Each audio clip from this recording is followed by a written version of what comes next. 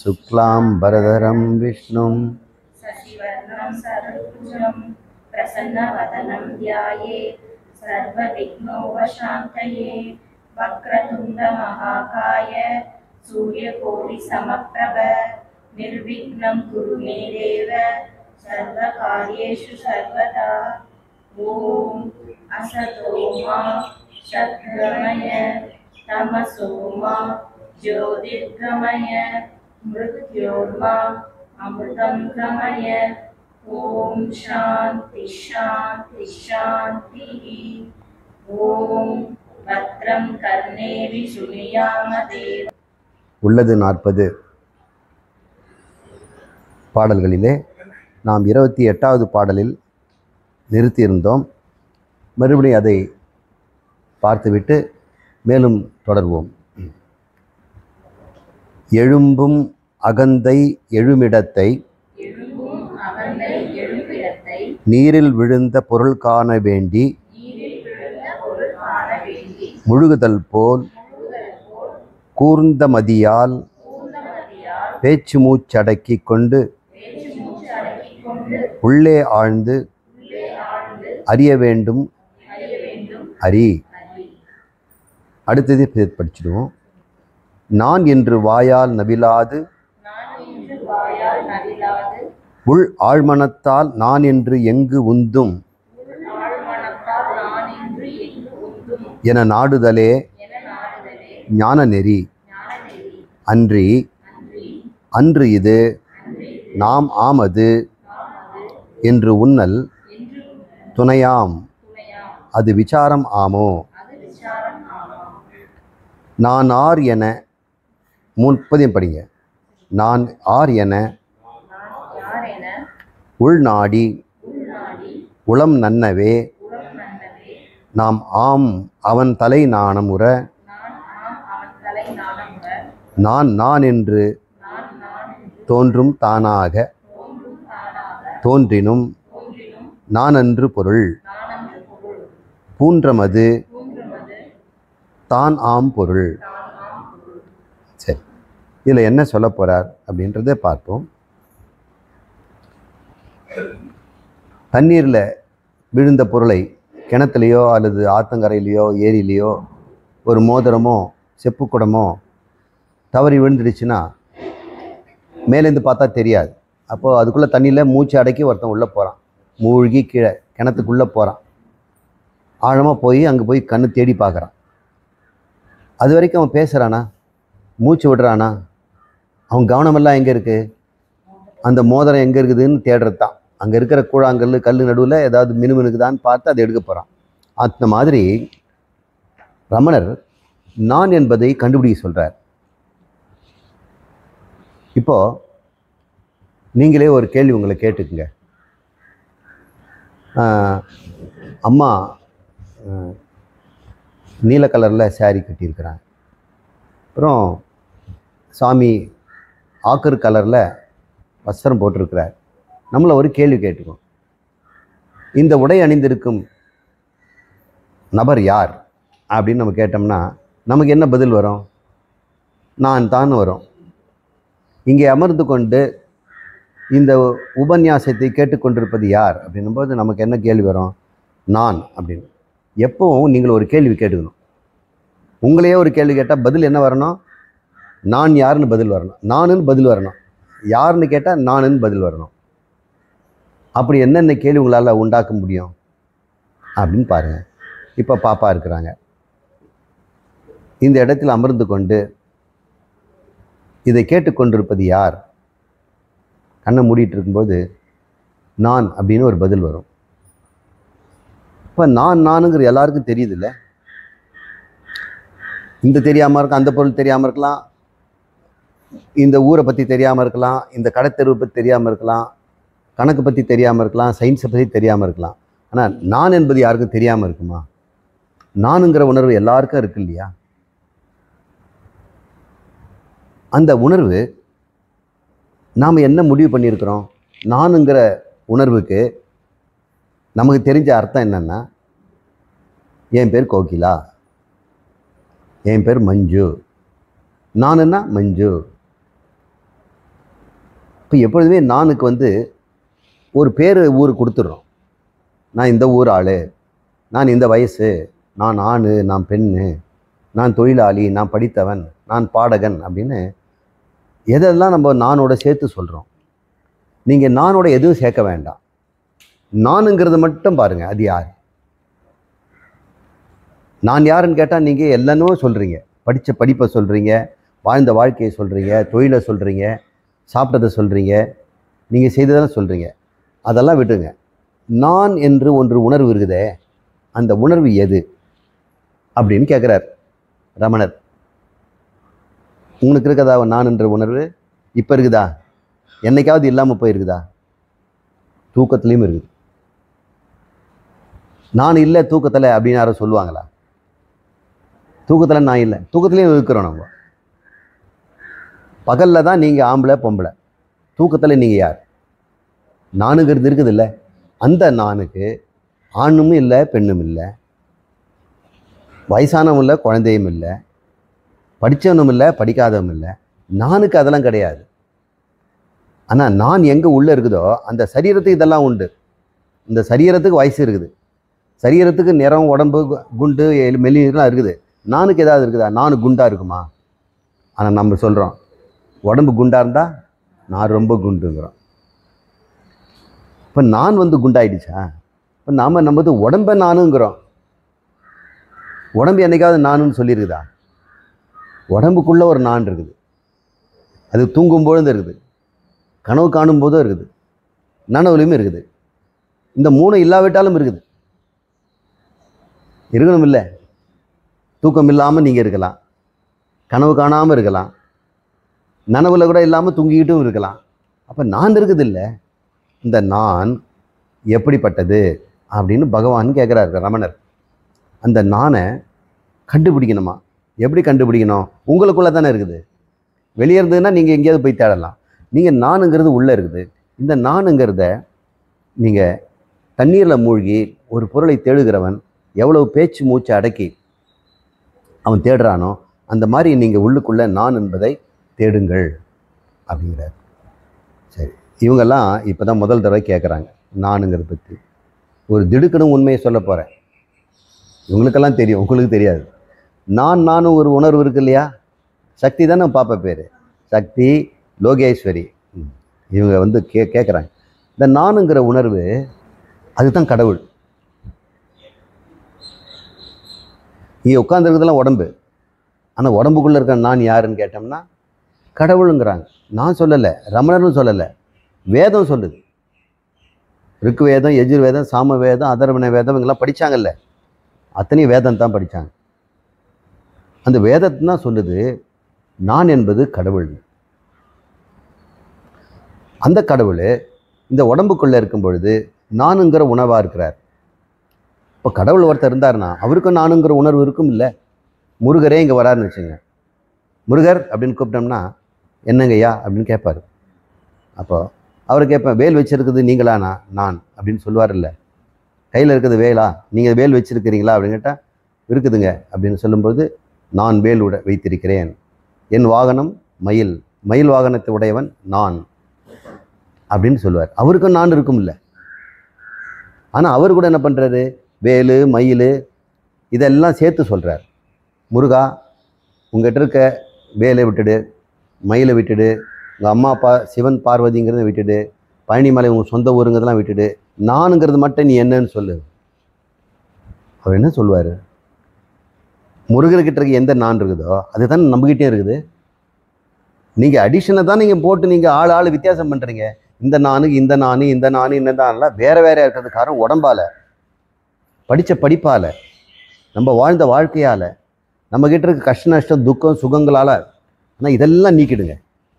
நீக்கிட்டு நான் மட்டும் எடுத்து கொடுக்குறேன். இந்த நான் உங்ககிட்டேருந்து ஒரு நான், உங்ககிட்டேருந்து ஒரு நான், முருகர்கிட்டேருந்து ஒரு நான், இயேசுக்கிட்டேருந்து ஒரு நான், அல்லாஹ்கிட்டேருந்து ஒரு நான், எல்லாத்தையும் இங்கே வைக்கிறேன். ஏதாவது வித்தியாசம் காட்டுங்க. உங்களுக்கு காட்ட முடியுமா? நானுங்கிற உணர்வில் எந்த வித்தியாசமும் இல்லை. ஆனால் நான் பாடுகிறேன்ற போது மட்டும் பாட்டை சேர்க்கும் பொழுது தான் நான் பாடகன் ஆகிடுறேன். தூங்கும் பொழுது பாடகனா? போலீஸ்காரர் போலீஸ்காரரா, பால்காரர் பால்காரரா, தையல்காரர் தையல்காரரா, நாய் நாயா, சிங்கம் சிங்கமா? தூக்கத்தில் எல்லாம் சமம். முழிச்சிக்கிட்டா தான் சிங்கம் கொசு எல்லாம் உடம்பு வருது. உடம்பினால நான் கொசுவாகுது, உடம்புனால நான் சிங்கமாகுது, உடம்புனால நான் தையல்காரனாகிறேன். இந்த உடம்பை நீக்கிடுவோம், மனசை நீக்கிடுவோம், படித்த படிப்பெல்லாம் நீக்கிடுவோம். நான் உணர்வு மட்டும் தூய்மையாக எடுத்து கொடுங்க. அது கண்ணாடி மாதிரி ஸ்படிகம் மாதிரி இருக்குது. இது எல்லாருக்கும் ஒரே மாதிரி இருக்குது இல்லையா? அந்த நான் கடவுளுங்கிறார். இதை தெரிஞ்சுட்டு என்ன யூஸ்? நான் மறுபடியும் இந்த உடம்புக்குள்ளே தானே பாடுபடணும். நான் கடவுள்னு சொல்லிட்டு போனோம்னா தட்டில் இட்லி வருமா? பேங்க்கில் பேலன்ஸ் இருக்குமா? உடம்போடு இருந்தால் தானே முடியும் அப்படின்னு. ஆனால் நீங்கள் உடம்போடு இருக்கும் பொழுது நானுங்கிறத, உடம்பு சாகிறவன், என்னைக்கு வயசாகிட்டு இருக்குது, இவ்வளோ தான் என்னால் சம்பாதிக்க முடியுங்கிற துக்கம் இருக்குது இல்லை. ஆனால் நான் என்பது கடவுள்னு தெரிஞ்சுக்கிட்டு இந்த உடம்புல இருந்தால் என்ன பிரச்சனை? நான் கடவுள்னு தெரிஞ்சுக்கிட்டேன், இருந்தாலும் நான் கடவுளாக இருந்து நான் உடம்புல இருக்கிறேன்.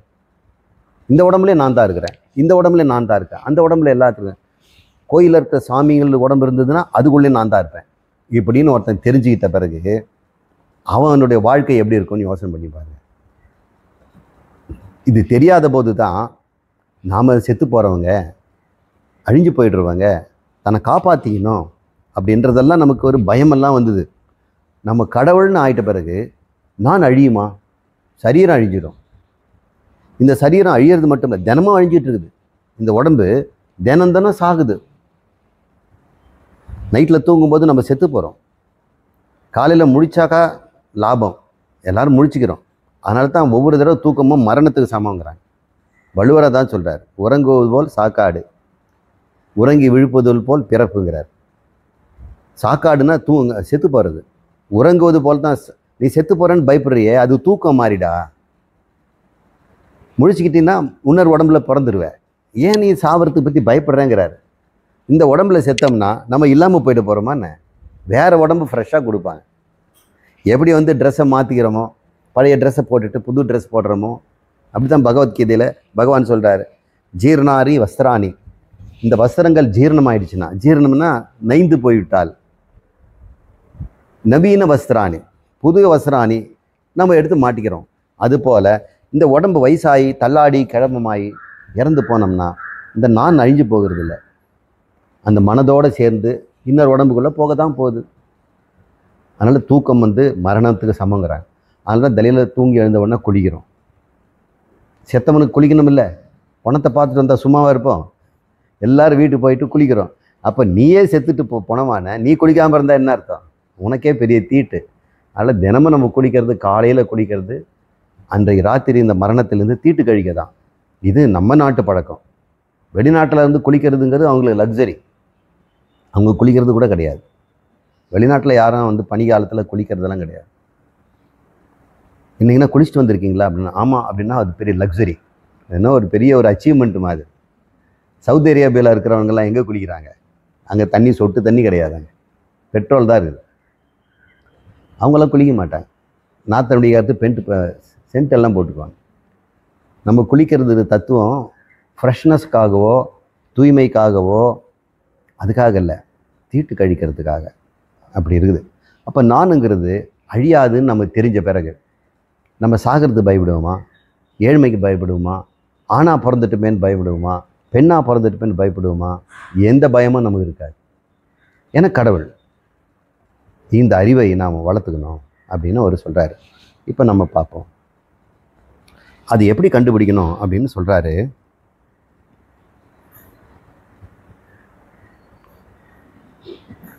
இந்த அகந்தை நான் என்பது எழுமிடத்தை எங்கேருந்து எழுதுதுன்னு பார்க்க சொல்கிறார். இப்போ நானுன்னு நீங்கள் சொல்கிறீங்க இல்லையா, எங்கேருந்து எழுதுக்குதுன்னு காட்டுங்க. உங்களில் தான் நானுங்கிறது இருக்குது. வலி எங்கேன்னு கேட்டோம்னா காட்டுறீங்களா? முட்டியிலன்னு காட்டுறீங்க. பல்வலி எங்கன்னா இங்கேன்னு காட்டுறீங்க. தலைவலின்னா இங்கேன்னு காட்டுறீங்க. நானுங்கிற உணர்வு ஒன்று இருக்குல்ல. இனிப்பு சாப்பிட்டோம்னா இனிப்பு எங்கேன்னு கேட்டான்னு சொல்லுங்க, நாக்கு காட்டுறீங்க. நானுங்கிற உணர்வு எங்கேருந்து காட்டுங்க.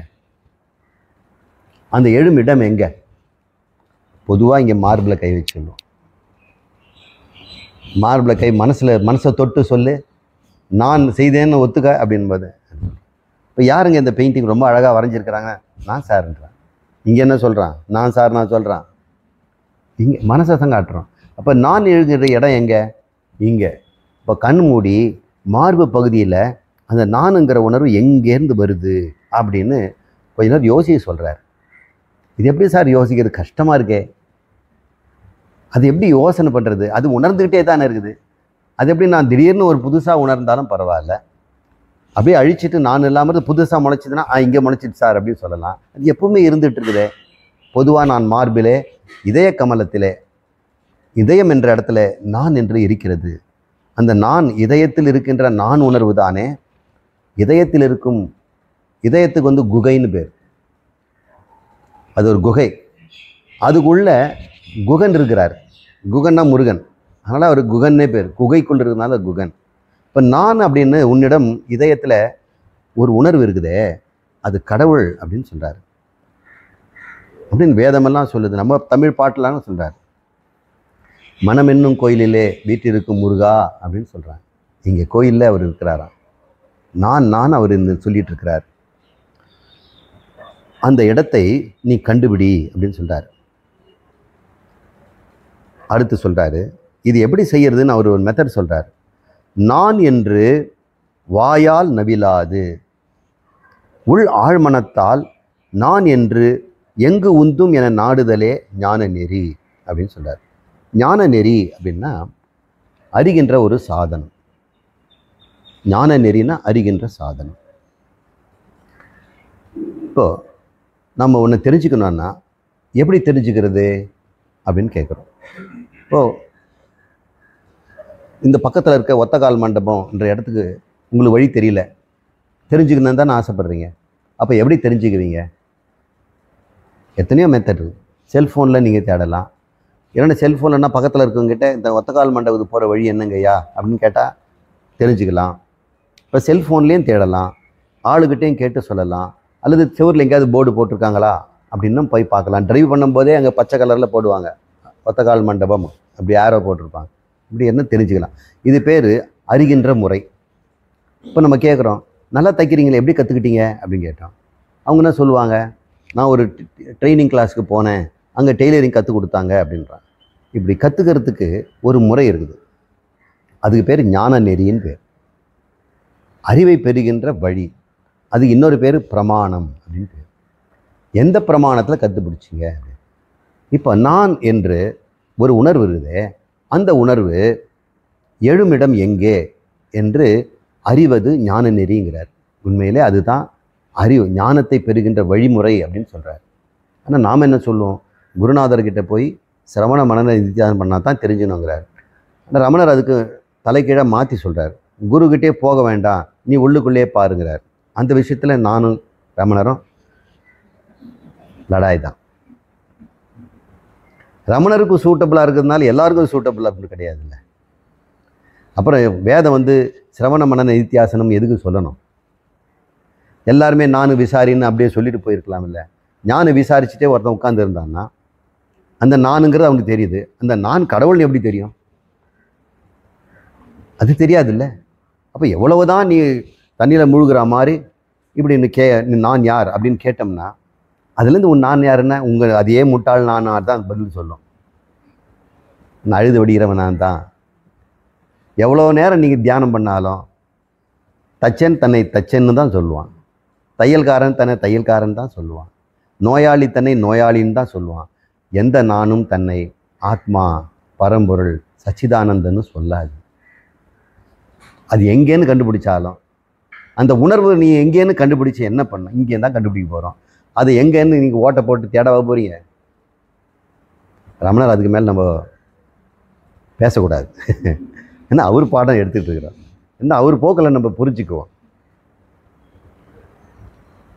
என்ன சொல்கிறாரு, உண்மையிலே இந்த அனுபவம் எனக்கு ஏற்பட்டது திருவண்ணாமலையில். அவங்க திருவண்ணாமலை பொண்ணு தான் சக்தி. அது கிரிவலம் வந்துட்டு இருந்தேன். 82 84 எனக்கு ஞாபகம் இல்லை, 1984.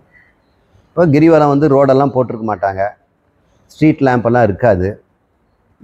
அப்படியே ஊர் வழியாக தான் போகணும்.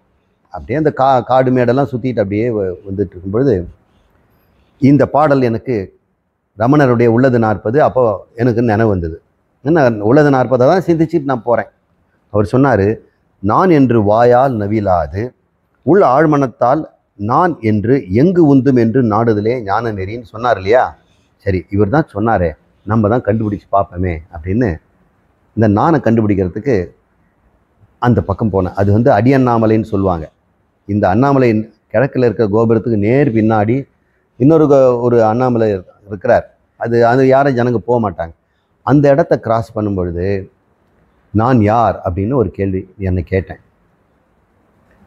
இங்கே இந்த அந்த நகர்வலம் வருகின்ற அடிமலை சுற்றி வருகின்ற பாதையில் நடப்பது யார் அப்படின்னு கேட்கும்போது நான் யார்னு பதில் சொல்லணும்ல.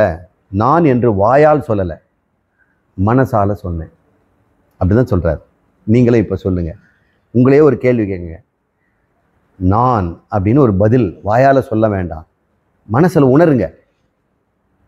போய் உணரு, கண்ணை மூடு. உங்களே கேள்வி கேட்க. இங்கே கண்ணை மூடி அமர்ந்து கொண்டிருக்கும் நபர் யார்? இங்கே கண்ணை மூடி அமர்ந்து கொண்டு தியானம் செய்யும் நபர் யார்? நான் என்று பதில் சொல்லாதீங்க. ஆனால் நான் என்ற உணர்வை நீங்கள் உணருங்க, அதை உணருங்க. அந்த நான் உணர்வில் இருக்கும் பொழுதே மற்ற எண்ணங்கள்லாம் வரும். என்னோ சொன்னார், நானுங்கிறத உணர்ந்து கொண்டு இருக்கிறேன், கிரிவலம்னு சொன்னார் அப்படின்லாம் நீங்கள் எண்ணங்களெல்லாம் வரும். வந்துக்கிட்டே இருந்தாலும் விடாமல் அந்த நான்லேயே பற்றி நில்லுங்கள். எண்ணங்கள் ஒரு பக்கம் நடக்கட்டும். கண்ணை மூடினாலும் சிவப்பு பச்சைன்னு ஏதோ கலராக கண்ணில் தெரியட்டும். சப்தங்கள் காதில் கேட்கட்டும், இருக்கட்டும். வீட்டை பற்றி நினைப்போ, வெளியே போகணும்னு நினைப்போ வரட்டும். எல்லாம் இருந்து கொண்டு இருக்கும் பொழுதும் அந்த எண்ணங்களை அறிகின்ற நான், சப்தங்களை கேட்கின்ற நான், உணர்வுகளை கவனிக்கின்ற நான் அப்படின்னு அந்த நானுக்குள்ளேயே நில்லுங்க. நானுக்குள்ளேயே நிற்கிறதுக்கு முயற்சி பண்ணுங்க.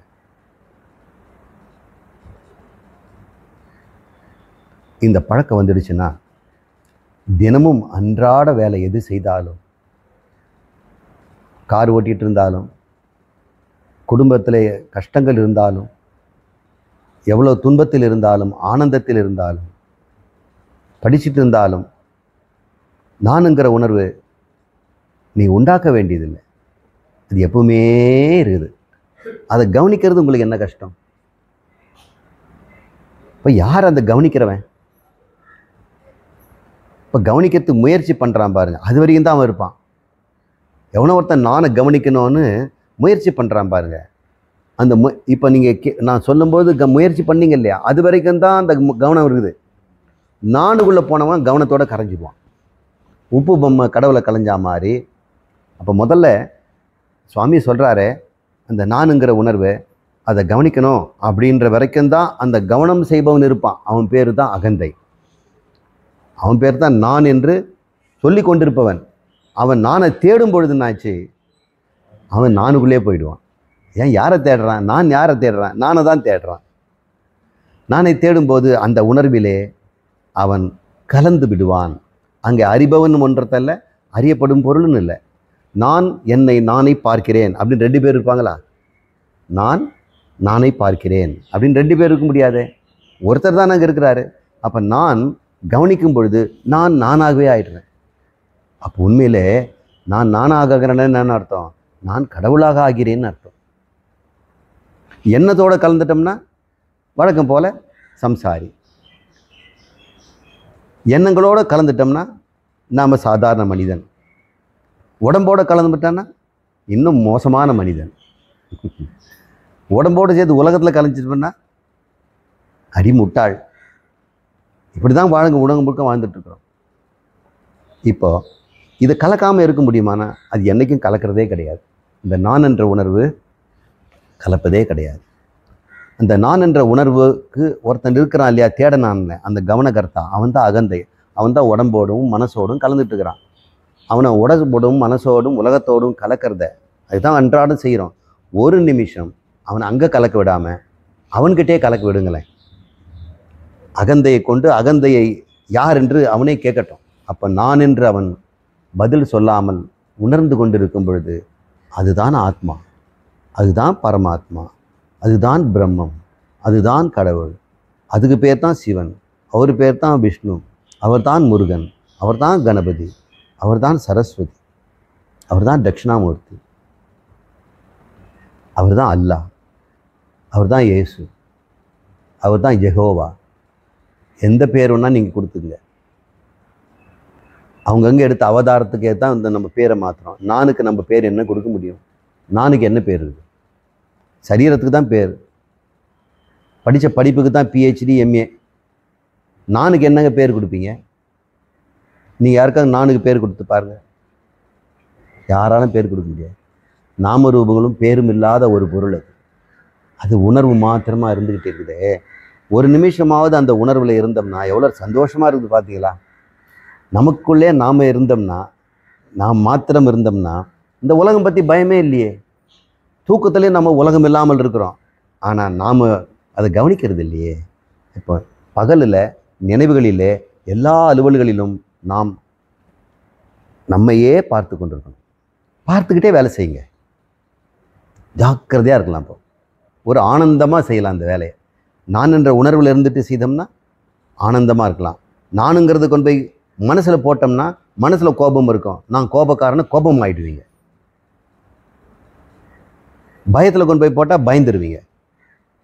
இந்த மன உணர்வுலேருந்து விலக்கி நான் கிட்ட பழகிட்டோம்னா நாளடைவில் தினம் தினம் இதை பழக பழக 2 நாள் 3 நாள் 10 நாள் அப்படி போகும்போது உங்களுக்கு இது பழக்கமாயிடும். நான் உணர்வுலே இருந்துக்கிட்டு எல்லா உலகத்தையும் செய்யலாம்.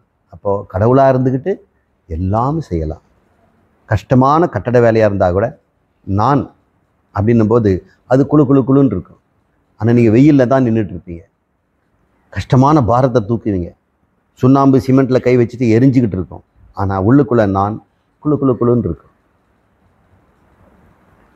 அந்த உணர்வை நாம் விட வேண்டாம்.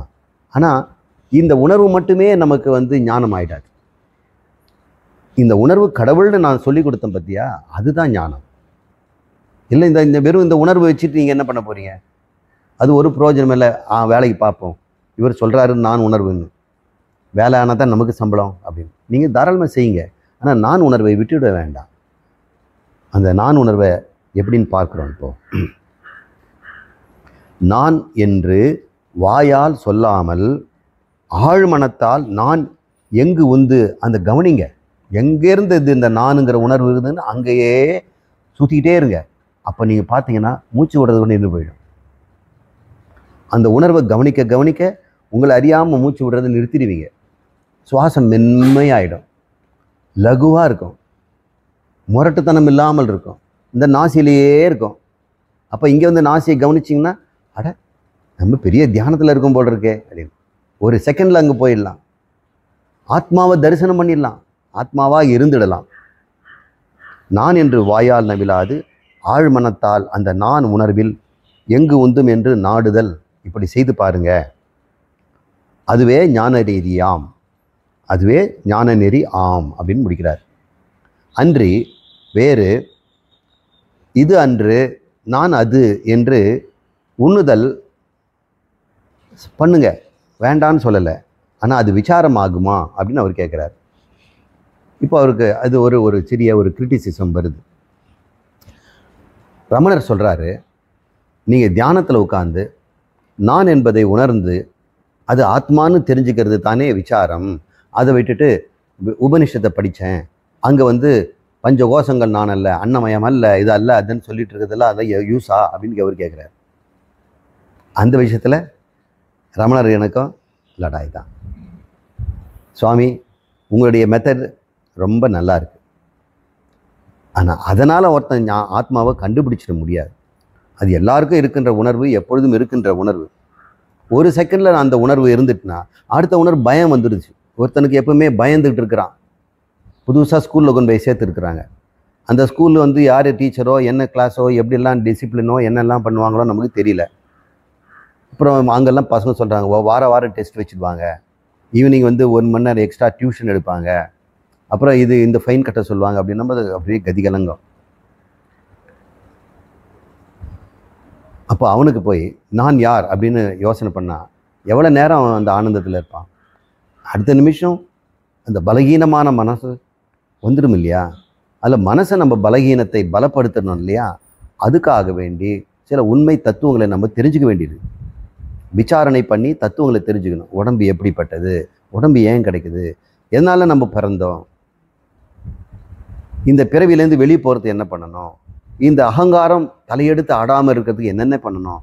போன வகுப்பில் நான் அகங்காரம் தலையெடுத்து ஆகிறதுக்கு 2 ஒரு வாய்ப்பு தான் இருக்கு சொன்னேன். ராக துவேஷம், விருப்பு வெறுப்பு. இந்த அகங்காரத்துக்கு முதல் வேலை என்ன? விருப்பு வெறுப்பு தான்.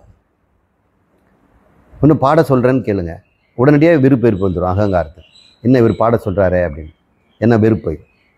அப்புறம் பாடுறது ஆசைப்படுற ஒருத்தனுக்கு சொன்ன உடனே விருப்பம் வந்துடும். ஒரு சான்ஸ் கிடச்சிதுன்னு அவன் பாட ஆரம்பிச்சிடுவான்.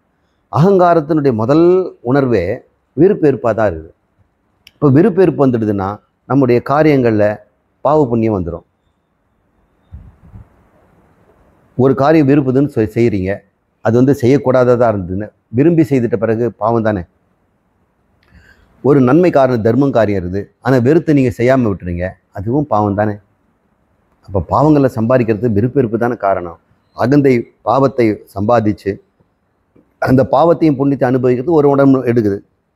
அப்புறம் அந்த உடம்புலையும் அகங்கந்தையாக எழுந்து அது பாவ புண்ணியத்தை செய்து இப்படி இது மாதிரி எத்தனை முறை பிறந்தாச்சு. எப்படி தான் நம்ம பாவ புண்ணியத்தை நீங்க போகிறோம்? இப்போ ராகத்வேஷத்தை நீக்கணும் இல்லையா? அப்போ ராகத்வேஷத்தை நீக்காமல் நான் அகந்தை தான் ஆத்மா என்று உணர்வதனால மட்டுமே நமக்கு முக்தி கிடைக்காதே. அது எதுக்கு பகவான் 18 சாப்டரில் வந்து கர்மயோகத்தை அவர் சொல்லி, ஞான யோகத்தை சொல்லி, சிரவண மனத்தெல்லாம் சொல்லிட்டு அவர் ஒரே வார்த்தை இதை சொல்லியிருக்கலாமே. இப்போது உத்தம அதிகாரிகளுக்காக, ஞானத்தை சிரவண மனதம் செய்து முடித்தவர்களுக்காக ரமணர் இந்த புத்தகம் எழுதியிருக்கிறார். ஆனால் இந்த புஸ்தகம் வந்து ரொம்ப உயர்வான புஸ்தகம் தான். ஆனால் யாருக்குன்னு மட்டும் கேட்டுட்டார், சாதாரண மனிதர்களுக்கு கிடையாது.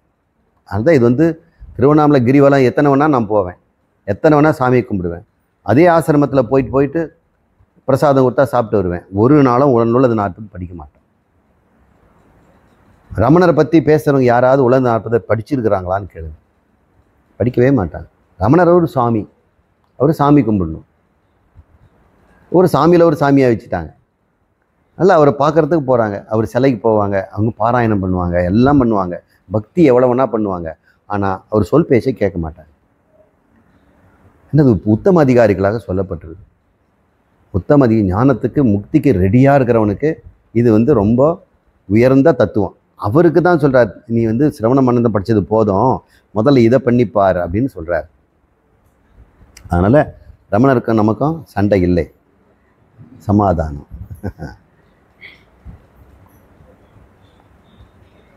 அதனால் அவர் சொல்கிறாரு, இது அன்று நாம் அதுதான் என்று உன்னல் ஒரு துணைங்கிறார். அது இருக்கட்டும், அது ஒரு துணை தான், ஆனால் அதுவே மோட்சமாயிடாது அப்படின்னு அவர் சொல்கிறார். சரி, அதை பற்றி நமக்கு வேண்டியது நானுங்கிற உணர்வை கண்டுபிடிச்சிட்டிங்க, அது என்னன்னு நான் இப்போது அடுத்த பாடல் பார்ப்போம். 30வது பாடல் பாருங்கள். நான் யார் என, ஆறுன்னு போட்டிருக்கிறார்கள், அது யார், அது தமிழனுடைய ஒரு சுவை. நான் யார் என மனம் உள்நாடி உளம் நன்னவே நானாம் அவன் தலை நாணமுற நானாக தோன்றும் தானாக தோன்றினும் நான் அன்று பொருள் பூன்றமது தானாம் பொருள். இதனுடைய அர்த்தம் என்னென்ன? இப்போது நான் யார் அப்படின்னு ஒரு கேள்வி கேட்குறேன், அல்லது உங்களை ஒரு கேள்வி கேட்டேன், இங்கே அமர்ந்திருப்பது யார்? நான் அப்படின்னு ஒரு பதில் வாயில் சொல்லாமல் ஆழ் மனசில் உணர்றீங்க. அப்படின்னு உணரும்போது அந்த உணரும் பொழுது இந்த கேள்வி கேட்டுட்டு பதில் தேடினான் பாருங்க ஒருத்தன், அவன் பேர் அகந்தை. அவன் கண்டுபிடிச்ச போது என்னன்னா, கண்டுபிடிச்ச பொருள் ஆயிட்டான் அவன். இதுக்கு என்ன கதை சொல்லுங்க? தேடுறவன் தானே தேடுற பொருள் ஆயிட்டான்னா என்ன அர்த்தம்? 10ஆம் அவன் கதை. 10ஆம் அவன் தொலைந்து போயிட்டான். இவன் தான் தொலைஞ்சு போயிட்டான். யார்? தன்னையே தேடுறான். குளத்தில் இறங்கியோ அல்லது ஆத்த நீர் கடந்து 10 பேர் வரும்பொழுது கரையேறின வரைக்கும் எண்ணி பார்க்கும்போது இவனை விட்டுட்டு 9 பேருங்கிறான். எங்கடா 10ஆவது ஆளை காணோம் அப்படின்னு. இப்போ எல்லாம் வந்து ஆற பார்க்குறாங்க. இவனை தானே பார்க்கணும். எல்லாம் ஆத்தங்கரையை பார்க்குறாங்க. அங்கே தான் போயிருப்பான் 10ஆவது ஆள். அவனை தேடுறாங்க. இவனும் சேர்ந்து தேடுறான். இவன் தான் 10ஆவது ஆள். அப்புறம் ஆறான். எல்லாரும் 10 பேர் சேர்ந்து ஒப்பாரி வைக்கிறாங்க. தண்ணியில் போயிட்டான், தண்ணியில் போயிட்டான். ஒருத்தன் கூட எண்ணி பார்க்கவே இல்லை. ஏன்னா 9 நம்பிட்டாங்க. நாம் அதே மாதிரி நாமளும் மனிதன் நம்பிட்டோம், உடம்புன்னு நம்பிட்டோம். நம்ம ஆத்மான்னு இன்னும் தெரியவே இல்லை. ஆத்மாவை தேடிட்டு இருக்கிறோம். நான் கடவுள்னு தெரியல, கடவுளை தேடிட்டு இருக்கிறோம். கடவுளை தேடுவதற்கு என்னென்ன முறைகள் இருக்குது பாருங்கள். இந்த உலகத்தில் கடவுள் தேடுறதுக்கு ரமணர் சொல்கிறதோ சுவாமி சொல்கிறதோ ரொம்ப எளிய முறை. அது உள்ளே இருக்குதுன்னு சொல்கிறோம். நானுங்கிறது அதுதான். ஆனால் உலகத்தில் ஒருத்தராவது நம்புவாங்களா? நீங்கள் சொல்லி பாருங்கள். நம்மளை முட்டாளுமாங்க. நாங்கள்லாம் பெரிய இழிச்சவா எனக்கு ஒன்றும் தெரியாதுன்னு நினச்சிட்டு இருக்கிறியா? நான் சபரிமலைக்கு 40 வருஷம் போயிட்டுருக்கிறேன். நான் கடவுளை கண்ணால் பார்த்துருக்குறேன். எனக்கு தரிசனம் கொடுத்தார் அப்படின்லாம் சொல்லுவாங்க. அது மன மாயைன்னு முதல் பாட்டிலே சொல்லிட்டாரு. யாராவது ஒருத்தர் கடவுளை பார்த்தேன்னா அது மனோமயத்தில் ஏற்பட்ட தோற்றம்ங்கிறார். ஏன்னா கடவுள் வந்து நான். இப்போ நானுங்கிறது வந்து கடவுள். அது நீ இப்போவே நீ கடவுள் தான் அப்படின்னு சொன்னால் யாரும் ஒத்துக்கவே மாட்டாங்க. நீங்கள்லாம் கூட இன்னும் ஒத்துக்காமல் தான் உட்காந்துட்டு இருக்கிறீங்க. சில பேர் நான் சொல்கிறது வந்து சுவாமி சொல்கிறாரு அதுக்காக தலையாட்டுவாங்க.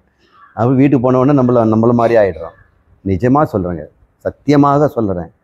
நானுங்கிற உணர்வு கடவுள் தான். அந்த நானுங்கிற உணர்வு என்னென்ன செய்தோங்கிறது பார்த்தா மனுஷன்.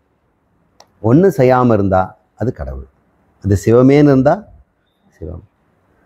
வாயை திறந்து பேச ஆரம்பிச்சிட்டா அது வந்து அந்த மனுஷன் ஆகிடுவான். வாயை மட்டும் திறந்துடக்கூடாது. அதனால் ஒரு வாயை திறந்து சொல்லாமல் நான் என்பதை மட்டும் கவனி அப்படின்னு சொல்கிறார்.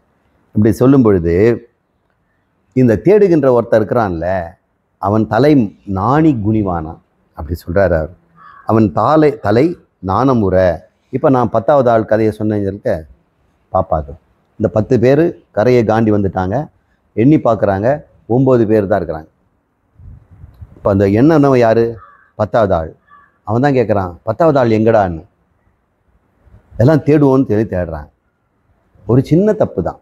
மறுபடியும் இன்னொரு தடவை கூட்டி பார்த்துருந்தோம்னா, ஒருவேளை இன்னொருத்தன் கூட்டினான்னு வைங்க, அவனை விட்டுடுவான். அப்போ 10ஆவது ஆள் இருக்க மாட்டான். இப்போ அவங்கெல்லாம் 10ஆவது ஆளை தேடுறாங்க. 1 மணி நேரம் 2 மணி நேரம் சாயங்காலம் வரைக்கும் ஆகி போயிடுச்சு. வெயிலும் இறங்கிடுச்சு. எல்லாம் அழறாங்க, வீட்டுக்கு எப்படி போகிறது அப்படின்னு. அப்போ ஒரு வயசானவர் வரார்.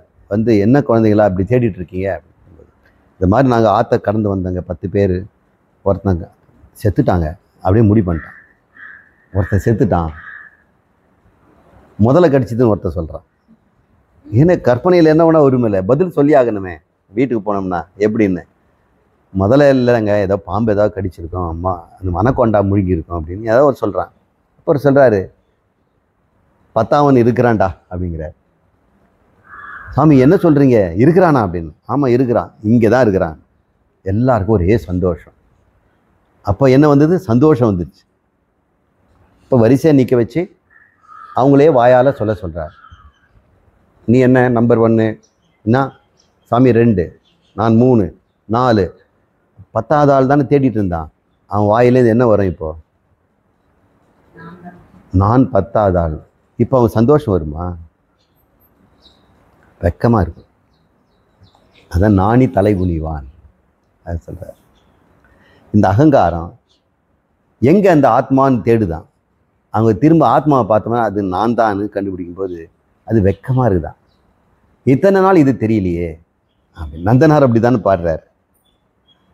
நந்தனார் பாடுறார், இது தானோ தில்லை தலம். இதுதான் தில்லை தலமா? இத்தனை நாளும் அறியேன் இது தானோ தில்லை தலம். அந்த தில்லை நகரில் இருக்கக்கூடிய சிதம்பரத்தில் இருக்கிறவரை பார்க்கறதுக்கு அவர் என்னென்னா போராடினார். அவர் ஆண்டைன்னு ஒருத்தர் சொந்தக்காரர், அவருக்கு ஒரு 20-30 காணி நிலம், அதில் இவன் தான் விழணும். சாமி நான் தில்லை நகர் போயிட்டு எல்லாம் சொல்கிறாங்களே, அதை நான் பார்த்துட்டு வரேனே அப்படின்னு. அதெல்லாம் போகக்கூடாதுடா, உனக்கு எதுக்குடா அதெல்லாம், உனக்கு என்னடா தில்லையில் போய் பார்க்கணும், என்ன ஆக போகுது, நீ ஒரு சூத்திரன், வேலையப்பார், உங்களுக்கெல்லாம் இதெல்லாம் தேவைதானா, ஒன்று கொழுப்பெடுத்து அலையுது அப்படின்னு தான் கேட்டார். இப்படியே வருஷம் கேட்குறாரு, ஒரு நாள் விடுறதில்ல. சரி தொந்தரவு தாங்க முடியல, இந்த 10 காணி நிலமும் அறுவடை பண்ணிவிட்டு நீ போ நாளைக்கே அப்படின்னு. எப்படி சாமி முடியும், இன்றைக்கி தான் விதை விதைச்சேன், நாளைக்கே அறுவடை பண்ண முடியுமா? அப்புறம் நக்கல் அவர் சொல்கிறாரு. சொல்லிவிட்டு மறுநாள் பார்த்தா அறுவடை தயாராக இருக்குது. அது தில்லையினுடைய அம்பல நாள். அப்போ அவர் சொல்கிறாரு, இவ்வளோ கஷ்டப்பட்டு அங்கே போய் பார்த்தா தில்லை நகரில் நடராஜரே இல்லை, ஆகாயம்தான் இருக்குது அங்கே. இதுதானோ தில்லை தலம். இத்தனை நாள் தெரியல. அவர் கண்டுபிடிச்சிட்டாரு, இதய குகையில் இருக்கக்கூடிய அந்த தகராகாயம்னு பேர். இந்த ஆகாயம் ஒன்று இங்கே இருக்குதான். ஆகாயம்னா வெட்ட வெளி, வெளியே இருக்கிறது வந்து அது ஒரு பாழ். இப்போ மனசுக்குள்ளே ஒரு பாழ் இருக்குது. பாழ்னா ஒன்றுமில்லாத இடம், பாழா போச்சுன்னு சொல்கிறோம் இல்லையா, அந்த பாழ் முப்பாழ்னு சொல்லுவாங்க. முப்பாழும் தாண்டி வந்து அப்படின்னு ஒரு பாட்டு ஐயே மெத்த கடினம்ங்கிறதுல அவர் சொல்வார். அந்த முப்பாழுங்கிறதுல ஒன்று தில்லைநாயகம், இன்னொன்று மேலே இருக்கக்கூடியது, இன்னொன்று நம்மக்கிட்ட இருக்கக்கூடிய இந்த பாழ். இந்த பாழிலேயே அவர் இருக்கிறாரே, இதை நான் இத்தனை நாள் தேடாமல் இவங்கிட்ட திட்டு வாங்கிட்டு அடி வாங்கிட்டு தேடி போனேனே, இங்கே வச்சுட்டு நான் எங்கே தேடுறேன், இது தானா தில்லைத்தனம் அப்படின்னு. அவருக்கு எப்படி ஞானம் வந்து நமக்கு தெரியல. அவர் நந்தனார்னு அவருக்கு பேர். கட்டாயம் குரு சொல்லித்தான் அதெல்லாம் அது கிடைக்குமே தவிர தியானம் பண்ணாலாம் கிடைக்காது. இப்போ நமக்கு அவர் சொல்கிறாரு, இந்த அகந்தை தன்னுடைய மூலம் எங்கேன்னு தேடுதான். நான் எங்கேருந்து பிறக்கிறேன், இந்த நானுங்கிறது எங்கேருந்து பிறக்குதுன்னு போய் பார்த்தோம்னு சொன்னால், அது பார்க்கும்பொழுது நானே காணும், அது உணர்வாக நிற்கிது. நானுங்கிற சொல் எப்போங்க வரும், நீங்களே சொல்லுங்கள். நீங்கள் இருக்கிறீங்கல்ல, நானுங்கிற உணர்வு எல்லாருக்கும் இருக்குது இல்லை, ஆனால் நானுன்னு என்னைக்காவது சொல்லியிருக்கிறீங்களா? யாராவது ஒருத்தர் கேட்டால் தானே, இதை செய்தது யார், நான் தான், இது உடைச்சது யார், நான் இல்லை, அப்போ நான் வருது. நான் எப்போ வரும், இன்னொரு ஆள் இருக்கும்போது தான் வரும். நீங்கள் இருக்கும்போது நான் இருக்கிறேன் அப்படின்னு கிள்ளி பார்த்தீங்களா, நான் இருக்கிறேன் சொன்னதில்லை. அப்போ நான் எப்பொழுதுமே தன்னை நானுன்னு சொன்னதில்லை. இப்போ நான் யாருன்னு தேடும் பொழுது அது வெக்கமாக இருக்குது. என்னையே நான் எப்படி தேடுறது? இங்கே நானுங்க எழுதும்போதே உடம்போடு இருக்கும் பொழுதும் உலகத்தோடு இருக்கும் பொழுதும் தானே நானுன்னு போகும்போது நானுங்கிற பேச்சே இல்லையே. அது நாணமுற்று போகுதான், தலை வெட்டி போயிடுதான். தலை நீக்கம்னு சொன்னார் ஒரு பாட்டில். தலை நீங்கியது, தலை நீங்கியது காண்பது யார் அப்படின்னு கேட்குறாரு. இப்போ அகந்தை தான் ஆத்மா. நானுங்க நம்ம பேசுறது தான் ஆத்மா, அதுதான் கடவுள் பரமாத்மா. ஆனால் அது தன்னை அறிந்து கொள்ளாமல் சரீரத்தோடவே கலந்து போய் இது தான் நானுன்னு சொல்லிட்டு, இது தான் நான், அதை தான் சொல்கிறா, இது நான் அல்ல அப்படின்லாம் பேசிகிட்டு இருக்காதீங்க ஐயா. நான் யாருங்கிறது மூலத்திலே சென்று உணர்விலே இருந்து பார் அப்படின்னு சொல்கிறார். அந்த உணர்வு தான் கடவுள்னு அவர் ஏற்கனவே 2-3 பாட்டில் சொல்லியிருக்கிறார். அதனால் நம்ம அவரை குறை சொல்ல முடியாது. நானார் என மனம் உள்நாடி உளம் நன்னவே, நன்னுதல்னா அதை அருகில் சென்று பார்க்கவே, நானாம் அவன் தலை நாணமுற, அப்படி பார்க்க போனவன் நாணமுறுகிறான். இந்த 10ஆமவன் எங்கேன்னு சொல்லி கேட்குறாரு, நீ தாண்டா 10ஆமவன் கேட்கும்பொழுது அவன் இன்னொரு நானை பார்ப்பானா, இன்னொரு ஆள் 10வது ஆளை பார்ப்பானா? 10வது ஆள் நானுன்னு சொல்லிட்டு இன்னொரு 10வது ஆள் தேடுவானா? அப்போ நானே 10வதுன்னு கண்டுபிடித்த பிறகு அபரோட்சமாக ஒரு உணர்வு வருதில்ல, அதில் ஆனந்தம் வருவதில்லை, நாணம் தான் வரும். இத்தனை நாள் இதை நான் தெரிஞ்சுக்காமல் இருந்தேன். நந்தனார் மாதிரி அவனும் வெட்கப்படுகிறான். அவன் தலை நாணமுற, தலைங்கிறது இவங்க அகந்தையை சொல்லுது. அந்த அகந்தை நாணமுற, அது நாணமுறைன்னா தலை குனிஞ்சு போச்சு. அப்போ ஒரு நானுன்னு ஒரு வெளிச்சம் வருது. அந்த வெளிச்சம் எதுன்னா நானாக தோன்றும் தானாக. அப்பொழுது ஒரு நான் உள்ளே இருந்து வெளிச்சமாக இருக்கும். அப்போ புதுசாக இல்லை, அகந்தை சின்ன சின்ன வேலையில் செய்துட்டு இருந்தது, குட்டி குட்டியாக உடம்போட. இப்போ அது தேடி போகும்போது பார்த்தா இந்த வேலைகளெல்லாம் விட்டு விட்டு அந்த மிகப்பெரிய பரமாத்மாவாகவே இருப்பதை பார்க்கும்போது அதுதான் உண்மையில் நான். அந்த ஒளி தான் எனக்கு ஒளியாக நானாக செய்து கொண்டிருக்கிறேன். அந்த பரம ஒளியை இது பார்க்கும் பொழுது அது நான் என்பது, நான் என்ற உணர்வு இதனுடையதல்ல, ஆத்மாவுதுன்னு அவன் புரிஞ்சுக்கிறான். நீங்களும் புரிஞ்சுக்கணும். நீங்கள் கொஞ்சம் தியானம் பண்ணி இந்த நான் உடலை இருந்து பாருங்கள். அப்போ உண்மையிலே அந்த அகந்தை அங்கே மறைந்து போய் அழிந்து போய் உண்மையான நான் அங்கே இருப்பதை நீங்கள் பார்க்கலாம். ஏன் அது உண்மையான நானுங்கிறேன், அகந்தை பொய் நானுங்கிறேன்? நம்ம அகந்தையை உண்மைன்னு நினச்சதுனால உண்மையான நான் நம்ம விட்டுட்டோம். இப்போ அகந்தையை உண்மைன்னு சொன்ன உடனே அகந்தை எப்படிப்பட்டது அவங்கவுங்களுக்கே தெரியும். அவங்கங்க அகங்காரம் என்னன்னு அது தன்னை எடை போட்டு வச்சிருக்குது இல்லையா. நான் பிழைக்க தெரியாதவன், நான் மேதாவின்னு ஒருத்தன் சொல்கிறான், நான் ஒன்றும் படிக்க அறியாதுன்னு சொல்கிறான், நான் எளிமைன்றான், நான் நல்லவன்கிறான், நான் ரொம்ப பொல்லாதவங்கிறேன், நான் ஒரு தடவை சொன்னால் 100 தடவைங்கிறான், ஒரு தடவை அவன் சொல்லிட்டான் நான் செய்திருவேன் அப்படிங்கிறான். இந்த நானுங்கிறதெல்லாம் பார்த்தோம்னா ஏதாவது ஒரு குவாலிஃபிகேஷனோட ஒட்டிக்கிட்டு இருக்குது. அந்த குவாலிஃபிகேஷன் ஆளுக்கு ஆள் மாறிக்கிட்டே இருக்குது. அந்த குவாலிட்டியை நீக்கிட்டோம்னா, குவாலிட்டிக்கு பேர் தான் குணம்னு பேர். குவாலிட்டியை நீக்கிட்டோம்னா, ஆட்ரிபியூட்ஸை நீக்கிட்டோம்னா நிர்குணம்னு ஒன்று உண்டாகும். குணமற்ற ஒரு நிர்குண ஸ்தானம் இருக்கும். அதுதான் உண்மையிலே நான் என்று சொல்லுங்கிறார். தானாக தோன்றினும் நான் அன்று பொருள். அது இன்னொரு உடம்புல இருக்கக்கூடிய ஒரு பொருள் அல்ல, அது பூன்றம், அது முழுமையான பரிபூரணமான கடவுள். பூன்றம்னா பூரணம்னு அர்த்தம். பூன்றம்னு தமிழில் சொல்கிறோம், சமஸ்கிருதத்தில் பூர்ணம், பூர்ணமத பூர்ணமிதம் சொல்கிறேன். பூர்ணம்னா என்ன அப்படின்னு பார்க்கணும். பூன்றத்தினுடைய விளக்கம். இப்போ நான் பற்றிய பேச்சு. இப்போ நான் என்ற உணர்வு பூன்றம்னா முழுமை, பூரணம். முழுசாக கொண்டு வா அப்படின்னு சொல்லும்போது பூசணிக்காய் என்ன பண்ணுவீங்க, வெட்டாமல் அப்படி கொண்டு வந்துடுவீங்க. அது பூரணம்ங்கிறோம், முழுசாக இருக்குதுன்னு அர்த்தம். சமஸ்கிருதத்தில் சொல்லுங்கள் எப்படி இருக்குதுன்னா பூர்ணமாக இருக்குதுங்க. தமிழில் சொல்லுங்கன்னா முழுசாக இருக்குது. இப்போ முழுசுங்கிறது ஒரு சின்ன பொருளாக தான் நம்ம பார்க்குறோம். உண்மையிலே பூர்ணம் முழுமைன்னா அதுக்கு அளவே இருக்கக்கூடாது. அளவில்லாதது தான் பூர்ணம்னு பேர். அளவு இருக்கிறது எப்படி பூர்ணம்னு சொல்ல முடியும்?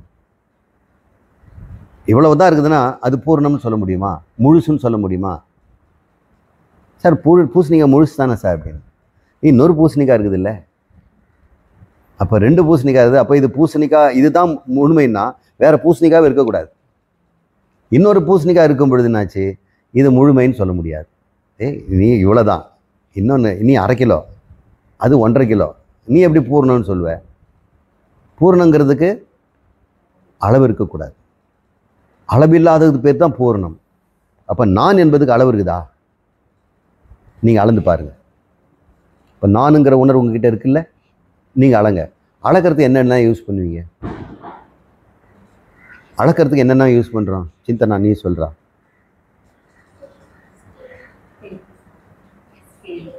டேப்பில் அளக்கலாம். டேப்பில் அளந்தால் நீளத்தை அளக்கலாம், காலத்தை அளக்க முடியுமா? இப்போ காலத்தை அளக்க எதில் விளையாடுறீங்க? கடிகாரத்தில். காலத்தை கடிகாரத்தில், நீளத்தை டேப்பில், அது கிலோமீட்டரில் கூட சொல்லலாம். சரி, பாலை டேப்பில் அளப்பீங்களா? கிளாக்கில் அளப்பீங்களா? பால் எப்படி அளப்பீங்க? லிட்டரில். இப்போ உலகத்தில் இருக்க பொருளெல்லாம் இந்த 3ஆல் தான் அளக்க முடியும். இதுதான் ஸ்டாண்டர்ட். எல்லா மேத்தமெட்டிக்ஸும் இந்த 3 தான் இருக்குது. டைமு, டிஸ்டன்ஸு, அப்புறம் வால்யூம், இல்லை எடை, கணம், கிராவிட்டி, எல்லாமே இந்த அளவு. இந்த 3ம் காலத்தால், இடத்தால், பொருளால், இந்த 3 தான் அளந்தோம். காலத்தால் எப்படி அளந்தோம்? மீட்டரில் அளந்தோம். டைமால் அளந்தோம். இடத்தை எவ்வளோ அளந்தோம்? எவ்வளோ இடங்க எங்களுக்குன்னு கேட்டோம்னா அடியிலேயே மீட்டரில் அளந்தோம். அப்புறம் பொருளை எப்படி அளந்தோம்? வால்யூமில் அல்லது எடையில், கிலோவில் அளந்தோம். இந்த 3 தானே. இதுக்கு மேலே ஏதாவது அளவு இருக்குதா சொல்லுங்கள்? இந்த உலகத்தில் பொருளால் இந்த 3ஆல் தான் அளக்கிறோம். வேறு ஏதாவது ஒரு அளவு இருக்குதுங்களா? ஸ்பீடு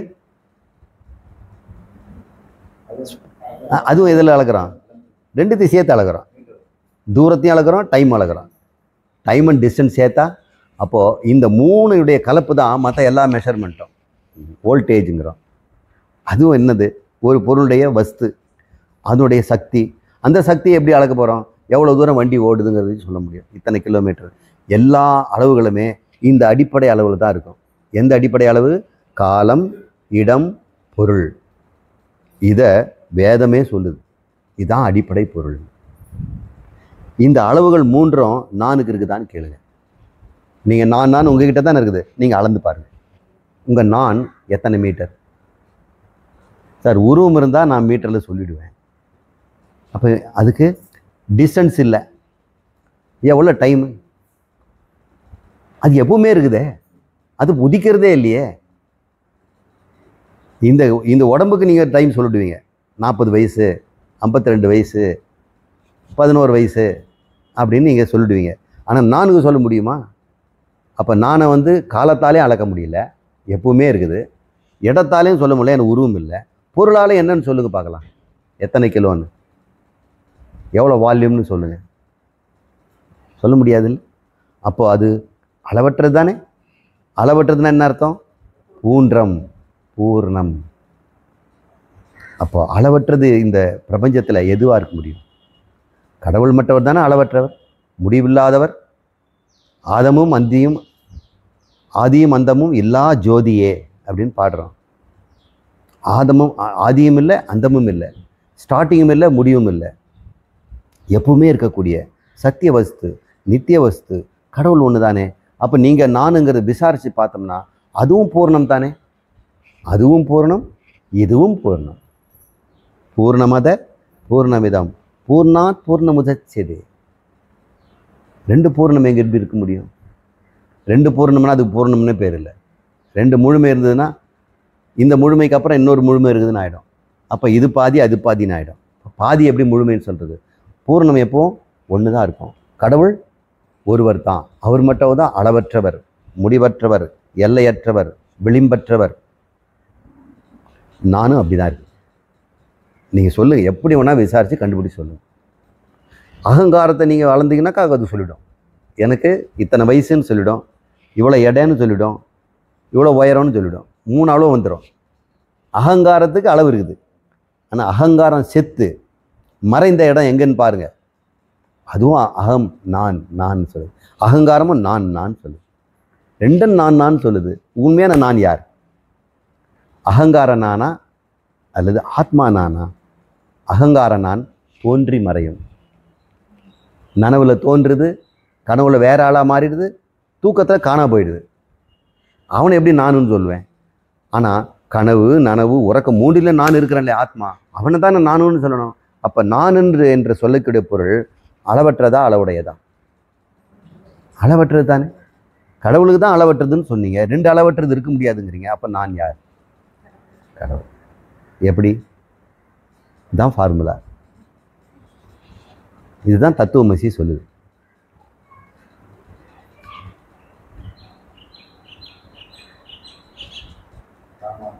தானாம் பொருள், அதுதான் பொருள். இந்த அகந்தையெல்லாம் பொருள் சொல்லக்கூடாது. நான் சொல்லிட்டு இருந்ததில்லை.